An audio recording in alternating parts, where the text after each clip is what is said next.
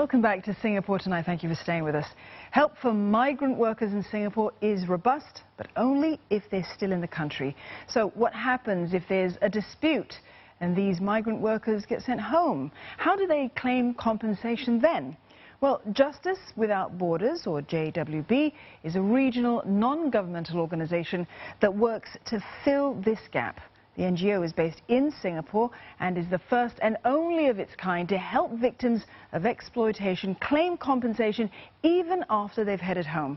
Glenda Chong speaks to the Executive Director of JWB, Douglas MacLean, to find out why and how they do it. Our organization is focused on just one thing: making sure that victims of labor exploitation and human trafficking get access to just compensation even after they go home. Basically, if somebody isn't paid, if somebody's overcharged, or in the worst cases, if they're physically or sexually assaulted, they can hold their abusers to justice here in Singapore, even if they have to go home and see their families. We help the people that slip through the cracks. We're talking about currently domestic workers who may have an employment claim. Their employer tells them that they're putting their salaries into a bank account for 6 months, a year, 2 years, and will give it to them when they go home. Of course, when they go home, they get nothing.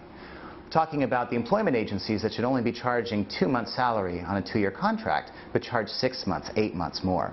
And finally, we're talking about the people who come home with bruises, third-degree burns on their backs, sexual abuse.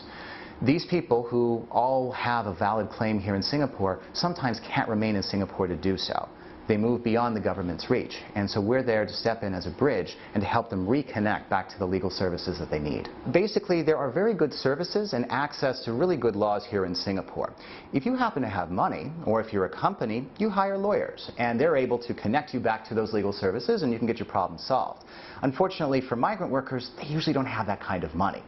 The bigger problem is that experts here, whether they're lawyers or other NGOs or even government service providers, don't always have the necessary contacts back home to keep in touch with a person and to make sure that they, continue with their case. How do you go about helping these migrant workers? Who do you work with? So here in Singapore, we work with frontline NGOs, those that get migrant workers who are leaving their employment, who come to them with a problem. We also work with the embassies, and we collaborate with the Ministry of Manpower. So basically, the first step is to the frontline organizations, and then as those workers are heading home but still have problems, they get referred to us. The problem has been to date that if they've had a problem and they go home, they just gave up their claims. There's basically no infrastructure to support them after they have returned home. They have to have some sort of valid claim. And it has to go beyond just a statement that they make. They have to have some sort of evidence, even if it's just a little bit. The second is that there has to be some minimum amount of money that they're asking for. If they have been, cheated out of $200 or $300, it's actually more expensive to help that person than it is for them to just give up the claim and move on. So we look at about 3,000 Singapore dollars here as the starting minimum. And then finally, and most importantly, they have to be committed to the claim. They can't just say, well, this person didn't pay me for a few months, or my employer hit me, I just don't want to deal with this claim anymore. They really have to be committed. We have those 3 criteria. We'll see what we can do to help. JWB, Justice Without Borders, why did you decide to base yourself here in Singapore? Singapore has the strongest rule of law in Southeast Asia. This is a place that has developed good mechanisms for bringing in migrant workers and for addressing their issues. It's a place where you can actually develop the very next steps in cross-border civil litigation. It's a place where you can do basically things on the cutting edge of the law that you cannot do anywhere else. The Ministry of Manpower continues to refine and evolve the laws. We see quite a number of legal changes just over the last couple of years. They've said that there's always improvements that they can do. One of the key limitations for all governments, basically, is once a person has left their borders, it's very hard for them to extend their hands over into another country. Singapore can't go into Indonesia any more than Indonesia can come into Singapore. What about expanding to, say, ASEAN, for example, or even, the question is, why not Qatar? We'd love to be there. The problem is that the rule of law is just not what it is in Singapore. Their legal system is set up so that as you go in as a migrant worker, you are bound to your employer.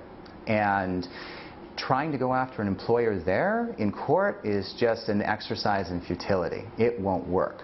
So until they have legal reforms that enable us to do what is already possible in Singapore and Hong Kong, we just can't go there. We're very much about helping the people who need help now. And Singapore and Hong Kong have amazing legal systems that make that possible. In ASEAN, we're already working in 3 countries. We're looking to expand. Clearly, Myanmar is becoming a home country. They're sending more and more people. That will be one base. Malaysia has a lot of experience with migrant workers. Their folks on the ground need a lot of help with cross-border litigation. We've actually worked with them with the UN for about 1.5 years. Yes, as time goes on, we will be expanding throughout the rest of ASEAN and hoping to help more people if we can. That's Glenda Chong there speaking with Executive Director Douglas MacLean on helping migrant workers when they head back home.